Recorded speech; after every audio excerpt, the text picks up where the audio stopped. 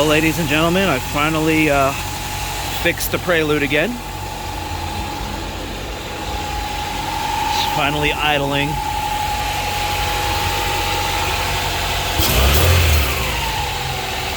No weird surging. So I ended up blowing the intake manifold gasket again, and that was my issue of my vacuum leak. Fixed the fuel leaks, fixed my injectors, fixed everything else. Now I just got to do is just the motor mounts, and this will be ready to be back on the road. No engine light, nothing like that. Let's come inside real quick. You guys remember these retro gauges?